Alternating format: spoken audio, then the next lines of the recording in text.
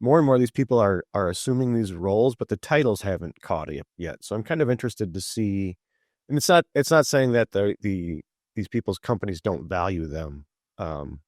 It is kind of, maybe it's a construction specific thing, like director of innovation and technology is a CTO. Okay. But I do think that eventually having the weight of that C-suite title, that C-suite name will become important.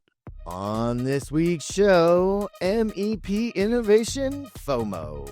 If you weren't there, this is as close as you're gonna get.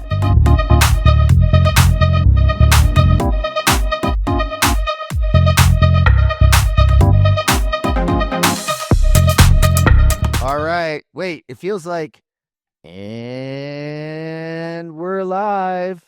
That should be happening, but it's not. It's a crossover episode. It's a dork overload on the ConTech crew.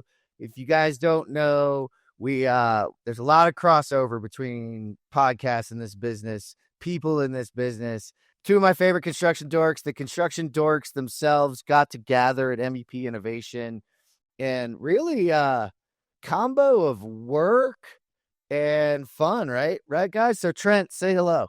I'm sure we have a lot of common fans listening to this show, as well as the Construction Dorks. There's obviously one massive staple that exists across both platforms, and that is the one and only Jeff Sample. But yeah, fresh off a really, really productive and fun week out in LA. Yeah, it's always great when when all the like minds and all the old industry peers and friends can get together and have those in-person discussions. It's just seems like we never get enough of those. So it was a great week. Had a great time spending it with both of you guys, Travis and Jeff, and of course Jonathan and the rest of the. Yeah, he who shall not be named in the 4 square boxes that's not here today. Jonathan Marsh couldn't catch up because, well, he's got a lot of work to do out there. But don't worry, we got Travis Voss with us. Travis, what's up, man? Words that are stuck in my head now with all the intros is crisscross is going to make you jump. I was thinking the same thing. Jeff, you are the host with the most, right? You're keeping this all together, keeping us on track. Yeah, this would be, Innovation Conference, I always say, is my favorite conference of the year. Not to really slight any other ones, but it's my best friends, and then 700 of my other very close friends that we all get together. It's a pretty unique opportunity for peers to teach peers, something that we're very conscious of. And this is my second term being involved on the other side of it, on the association side and not the contractor side. So definitely a lot to talk about. We could probably do a deep dive. Did the AIs just take over? All right, we're going to get into the deep dive. But before we do, remember, guys, we're back on YouTube. So check us out at youtube.com/@the-ConTech-crew. I'm seeing those subscriptions go up, and it's making me really, really happy. Remember to drop some comments in there, too. The shorts are going out. They're brand new, a little flair, a little new news to it, a little new stuff in there. So go check it out. I recently talked to some project team members at Commodore Builders. They told me about their assistant superintendent spending an entire week copying from spec books into spreadsheets while their PM would lose sleep over missing something in his contracts. Does that sound familiar? Well, then they got Document Crunch. With Document Crunch's Crunch AI, they were automatically able to create project playbooks for kickoff. They were chatting with their project documents to quickly get reliable answers to questions. That superintendent isn't spending a week in her spec book, and the PM, he has the confidence of getting it right every time. And best of all, you can now find Document Crunch within Procore, right where so many of you already work. Check out this video at documentcrunch.com/ConTech crew and sign up for a demo while you're there. You'll thank me for it. Travis, you hinted at it. Your second year is part on the other side of the planning side of it from the contractor side. And I think, Trent, you said we were in LA. So I want to start it out with, there was a conscious decision to stay the course and go to LA and stay in LA. I want to highlight the relief fund that was created by each NECA, SMACNA, and MCAA to, help with the recovery efforts. There was a lot of discussion about why did we continue to go? And it was, really based a lot around, and Travis, you can talk about this, if we had pulled out, that's money that doesn't go into that local economy and could be even more impactful. So talk a little bit about it, and tell me what's up. Yeah, I know. Like there was obviously a lot of discussions, a lot of questions, a lot of extra planning that went into, what if we do have to kind of pull the cord on this? But I don't think that there was those discussions are obviously you have to have plans and what ifs if things get to that point. But pretty early on, I was doing a scouting trip out there. I think I was there the day the fires started. At no point in time did the city ever seem like they were just going to give up. And to your point there, like, yes, the three associations along with their foundations all came together and guaranteed a $60,000 donation to a local relief fund. But beyond that, having, all told, probably 750 people coming into town, spending money at the airport, spending money downtown, all the venues that each of our sponsors and vendors rented out, like, that has an impact. Yes, these people need relief and support, but they still they need to earn their money. They need to work their jobs, and us pulling out would have taken away from that. So sometimes the best thing you can do is just stay on course and uphold your end of the deal. Yeah, a lot of discussion about what the recovery will look like, how many contractors will be involved in it. Mhm. It's going to be a huge effort on the contracting side. It will spawn some materials conversation, et cetera. Labor and efficiency conversations in the area are going to be a key to the recovery efforts. But yeah, so we decided to stay, and I think it was the right thing to do. My own little Gallup poll of people while we were there felt like it was the right thing to do in the end. So I'm excited. Let's talk a little bit about what people missed out on. So we did it, mixed it up a little bit. Day one was, man, jam-packed with Yep. excellent sessions.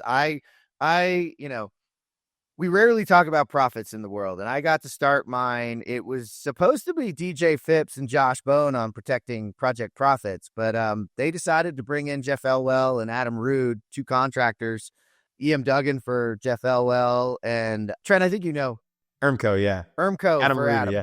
Yeah, Ermco for Adam, and talk about the reality of what they're seeing. And that discussion, I think they got to do about a slide and a half, and then the crowd really, really kicked it. A lot of discussion about just, the overlap and where we're going in that world. And it's just good to see us kind of getting the project profits out on the table, Travis.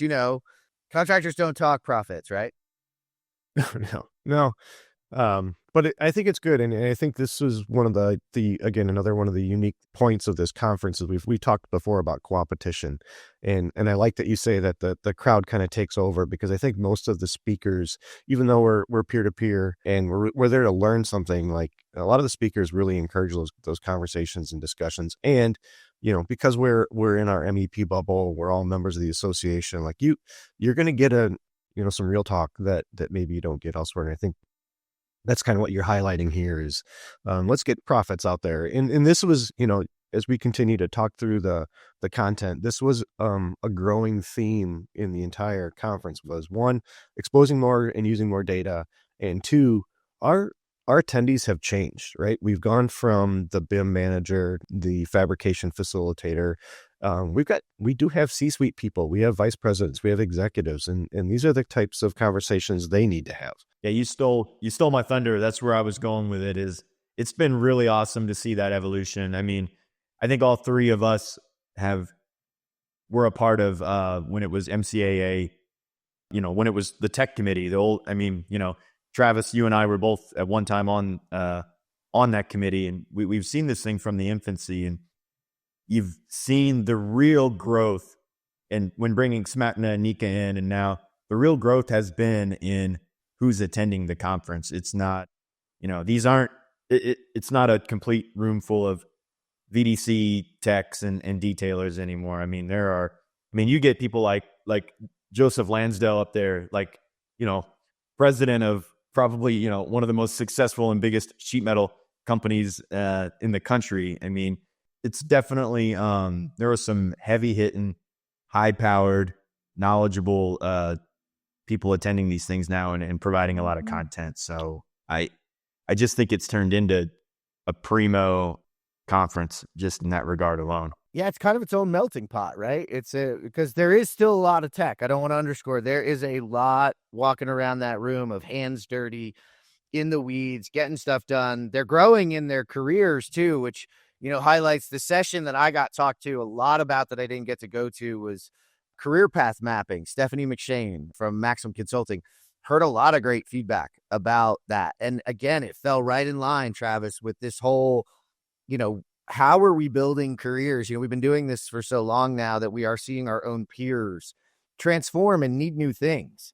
And and still need to stay close. And, a lot of us can't get undirty in a lot of ways. So Right. you got to kind of see that. And on the sort of the planning side, you guys had that makes it a hard bucket to go find things to do. But I think you guys balanced it pretty well.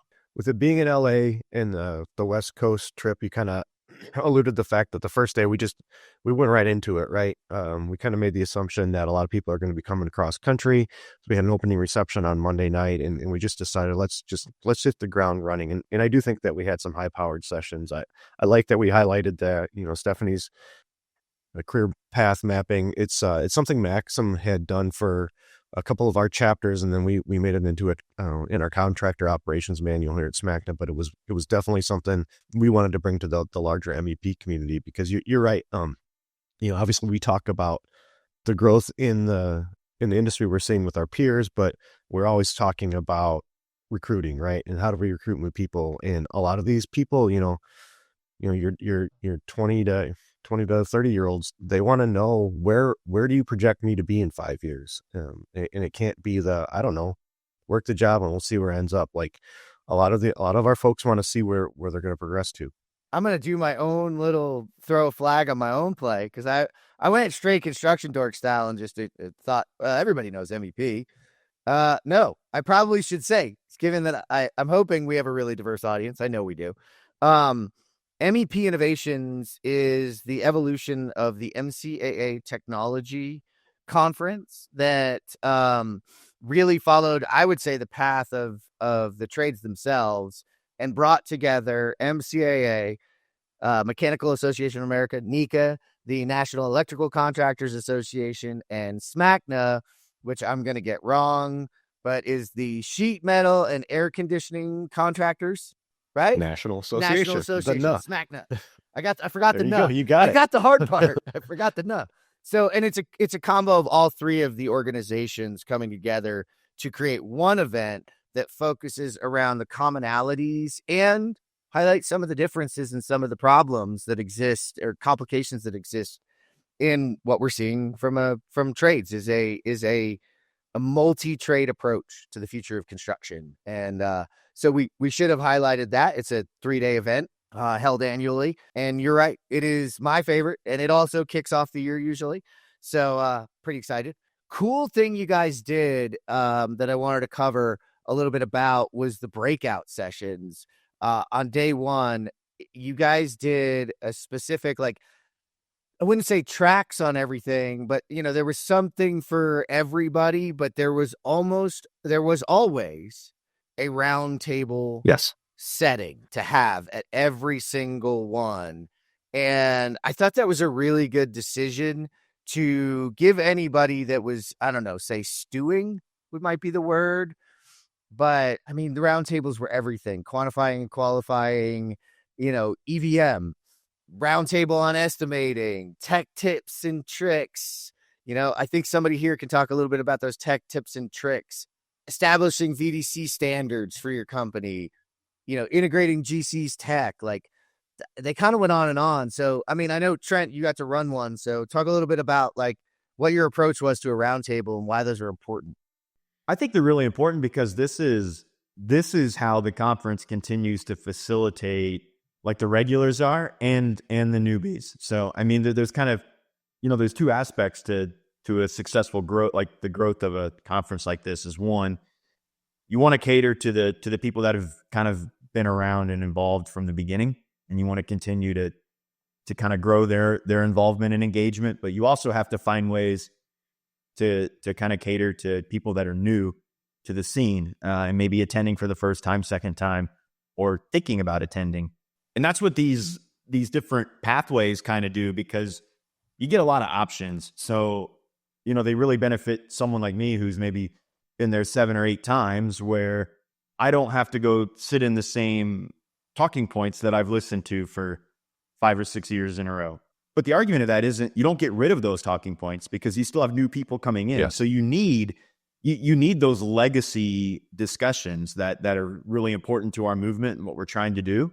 But, if I've sat in that 5 or 6 times, I kind of want things that I can come see that are different and new to me. So I think it's the perfect evolution, and it's the right thing to do. You've got like a pathway for the new people coming in that can get involved in the movement and learn what we're all about and what are the high level things that we're moving towards. And then you've got kind of these one-offs where, I can come in and say, hey, I got the big picture, but let me kind of dive into these nooks and crannies, or maybe get into one trench for a little while and see what's going on in there. So that's what I like about it. I think it's the right way to do it. And I know, Travis, you guys did a great job, and I know it'll continue Appreciate that. to go that way. Yeah, Travis is our representative. Lots of our friends in that planning world there. We appreciate all of them. So thanks to everybody that dove in and made that happen. But to your point, Trent, about needing to dive in, one of the cool things was we are connecting conferences this year, and this will be a little self-promotion because I got to do this. But last year, Jonathan Marsh and the ASC team did a Mentimeter live and really polled live who we had in the room, and that exposed a lot of what we're talking about. So that gives us 2 things to talk about here. We're eating our own dog food and talking about data and data empowerment, and really understanding through data who we have in the room, but also understanding that data does not tell a particular story without context. And so since that time, there's been a lot of discussion, but also I've been had the privilege to do some research into what is the evolution the attendee look like. So what happened was we found, to our own surprise, that we had kind of elevated into this executive leadership roles, being in attendance along with all the other folks in the room. And what did that mean? And for me, it was really cool to see that it meant a lot of our friends and people we've been side by side with are growing into leadership roles, which is natural, right? But that actually exposed a lot of problems. Like, when truly sitting down with those folks in my research, I had a chance to attend SMACNA's national conference, MCAA technology committee meeting, and a couple of other. I attended an Electri event, so I've had some time to dig in. And there's ones who will stay off camera that talked about the struggles, things they wish they had, specific things to learn, etc., to know. So in my session on creating a data empowered contractor, we focused on those 3 roles that we see in the future: the CIO, the CTO, and then the CEO. So I got to present and kind of run a panel with Chris Weaver from Andy J. Egan, Matt Lamb from CIO of Rosendin, and then Joseph Lanzell from Pointer, to talk about each of their representations. And, Joseph representing that 18-year executive leader who has had to change and be a part of the change. And then, Matt and Chris, as they came up, Chris through the VDC side, more towards that CTO. He's a director of innovation and technology, but, I'm going to call him a CTO. And Matt Lamb, who is a CIO at Rosendin, who's a true IT person. And that was, you guys, that's a lot of fun to see that. Trent, you were smiling when I said what we found. Yeah. Well, because in my mind, there's 2 things happening. One, there's more leadership that's joining the conference. But 2, and the one that I noticed, because I get to look around and see all these peoples that I came up through, peers in this game, and look around and they're all, C-level, VP, presidents. These people are elevating. I can name a handful of people that I kind of came up at the same time with and collaborated with, and now I'm looking at them, and they're doing some big things. They're leading the charge, man. Exactly. Yeah. So, there's a couple things happening there, and it is pretty cool to witness. Yeah, just having to have a lot of those peers and friends that owning companies are really, really big into the leadership of these contractors now. Yeah, It it's cool is to kind see of them learn. interesting. I was going to tag on that. It is kind of interesting. And you pointed this out when you were talking about Chris, like more and more of these people are assuming these roles, but the titles haven't caught it yet. So I'm kind of interested to see, and it's not saying that these people's companies don't value them. And maybe it's a construction specific thing, like director of innovation and technology is a CTO. Okay. But I do think that eventually having the weight of that C-suite title, that C-suite name will become important. Well, Travis, I'm really psyched that you said that, because that is also what we found out of the research. And as a little plug for myself and anybody in the MCAA community that might be going to MCAA National, we will be continuing this discussion. So the discussion on stage there about data empowerment was understanding the career paths and what those people needed, but then also from Joseph's perspective, understanding the company culture and the executive leadership change from, holding back data and, kind of keeping it real, everything really close to the chest, by at the end realizing that not only collecting the data at scale, but sharing the data at scale really was an empowering process, but changed their mindsets and really, really messed with them. And to your point, Travis, like, I'm not blaming the construction industry. I'm actually just calling out that we're at an evolution state, right? We're transforming and we're going to see the need. So the need here is, I'm going to go with Jeff Elwell and Will McManus. So Jeff Elwell, CTO for EM Duggan, and Will McManus, Vice President and CIO of DSI Dynamic Systems. And we're going to talk to the leadership there at MCAA about this transformation and about that empowerment from an understanding of what they need, but also what they need to start building. Because we believe that CIOs and CTOs on that C-suite team will be the future. And the industry just has to get there, right? Everybody wants us to be there, or it's some bad things. It's like on your technology adoption. When are we going to get to the end? You're not. Yeah. It's going to keep changing. And let's acknowledge that, we're in process. So that's why we're doing it. And I think what's cool that I saw in my qualitative research was that those companies are invested in those people, are trying to understand what each role means and then how to define it better in the future. And not to make this all about what I did there, because I want to continue it into data played a huge role, Travis, in what we saw. M&A too. Yeah, M&A. well, mergers and acquisitions has been a big one. We heard a lot about that on the undertones while we were there. But no, that data, when you talk about, the final session on day 2 was, data to action.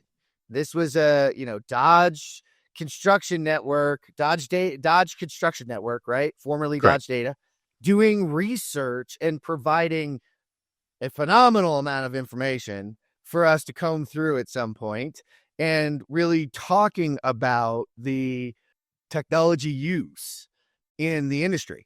And so it was really cool to see eating the own dog food, so to speak. And it went to the final session was also a session on VDC benchmarking. So to kind of mirror, right? We're staying high and we're going low, right? That's really understanding benchmarking in VDC and understanding where everybody's time is going and where it should be going maybe in the future, and how it should be structured and what we should be looking at. So maybe talk a little bit about that data component, Travis. You mentioned last year with ASC and Amanda and Jonathan doing the live Menti poll. Those are always fun to see how the people there are polling. We did worked with Dodge this time to kind of flip it on the ear, and we did pre-conference survey and they crunched the numbers. So obviously when you're doing this sort of research, it isn't so much to be like, if this, then that, but it's more like, we're seeing these trends, and then you start to, why? What are we thinking here? What's causing it? So it was really a really good job of Steve and Donna Steve doing a really, they've got a lot of really good overall construction industry data. And he took us through that wonderfully. And then kind of to your point about deep diving, then Donna came in and talked about the results of the survey that we saw in comparison to, what maybe is in our data that is driving what we're seeing in some of the construction. So I thought it was a really well done session. Some really good data that we've got there in our surveys, and then leapfrogging into that last general session during the discussion, the three foundations, New Horizons, Electri, and John G. Gentili Foundation. That one's hard for me to get out. Commissioned a study with the University of Washington about how we're really spending time in VDC, and that's that benchmarking.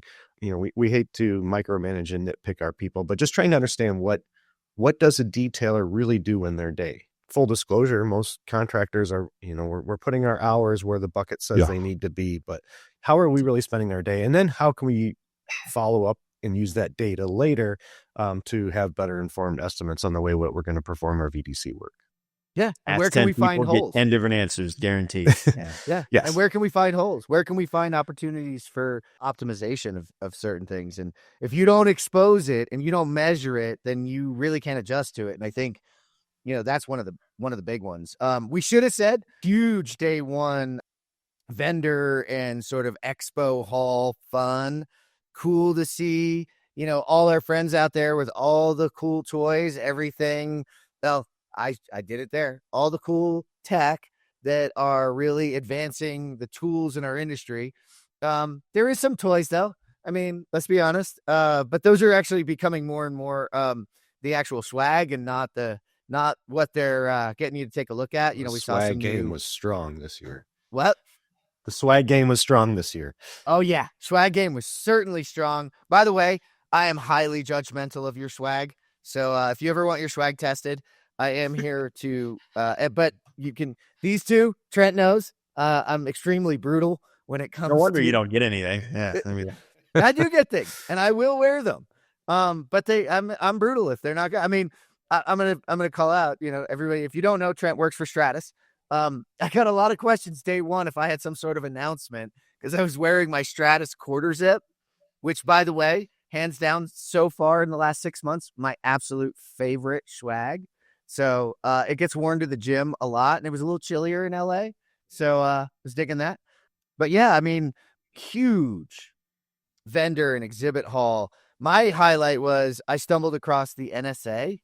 Travis, how did that, did they sneak in? No. Well, I mean, I think they're always there. No, I'm just kidding. Yeah. I mean, you didn't. Microphone's in your pocket, so it's not really. Yeah, I mean, I think that the planning crew really did a good job and just kind of opening our arms. We, just like everything else with this conference, we continue to grow it and get bigger. And why not? Let's have in these people that are trying to affect change in our industry, and let's get a chance to talk to them. So I think it was a good one to bring in there. And it's for anybody out there that's wondering, it doesn't hurt to ask. Reach out to one of us and ask, and maybe you'll have a booth. Yeah. And I encourage you to, because if you really want to get close and get feedback on what you're doing, it's a great place to do it. Just be ready.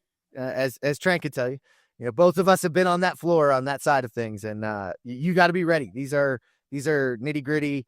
They're going to ask you some of the tough questions, which was cool too. Cause Travis, that was something else you guys did, was these kind of what would you call the vendor sessions to the side? Like these cool work rooms. I mean, Trent, might not have been cool to you because I saw you working a lot. But yeah, that's cool, like a work room. That's what it's there for. So yeah, we had the opportunity this year with the hotel and just kind of the way we bought everything out to offer something a little bit different to our vendors this year, and we'd had these demo rooms. So you had the opportunity.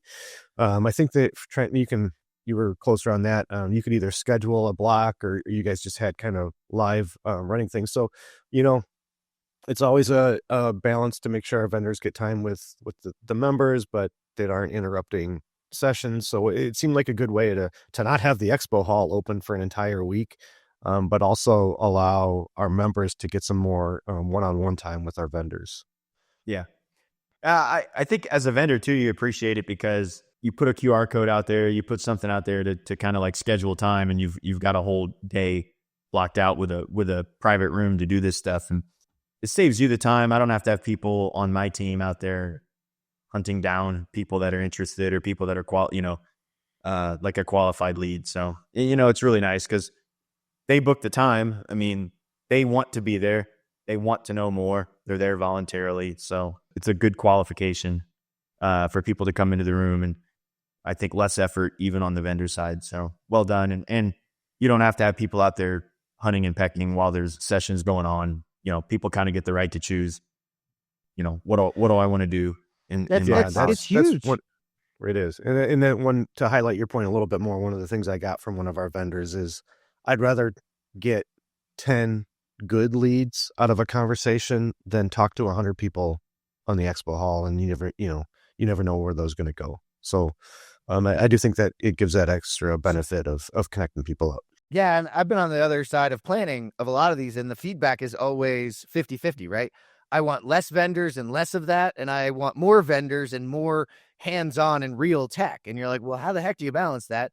Boom, here you go. You got your best of both worlds. So if you're looking next year and you want to get your hands on some tech, that's going to be a good one. But I wanted to wrap back. I didn't want to, Travis, let the Electri New Horizons, we're going to call it the JRGF. I'm just going to go for a new acronym, the JRGF. These are foundations, the 3 foundations that are backed by MCAA, NECA, and SMACNA, respectively, to do research. And just like this conference, I love a good Venn diagram. I mean, let's be honest. Who doesn't love a good Venn diagram? When you guys did the Venn diagram of your 3 organizations and where you're all doing research and where it overlaps and who it overlaps with, that really highlights that this is about advancing the industry in a way that makes sense. So, I mean, that was cool, man. Talk about, some of the things that might be going on that people should be looking out for. Our good friend Josh Bowen with Electri, they're doing a ton of work, and I think that each of the other 2 foundations are usually running 4 or 5 projects at a time. And then again, we have our joint projects, and I don't fully know everything yet, so it's really hard for me to comment on what it is. But one of the things I will call out and highlight is what I appreciate about these foundations, and you said it about the industry leadership. It is slightly different. So each of our organizations does fund our own research for our members, right? But the research through the foundations, that's generally released to the open public, right? So we are really trying to do, obviously there's a focus on our members and in promoting our members, but we do try to provide research, benchmarks, studies that improve the industry as a whole. And I think that's probably my favorite part of helping out with some of the foundation stuff is I know it's not that helping our members isn't a good thing, but I've always had a penchant for trying to push the entire industry forward. Yeah, no. And that is the cool thing to highlight about those 3 is that most of what they do is provided free. All you have to do is sign up. Josh says this all the time.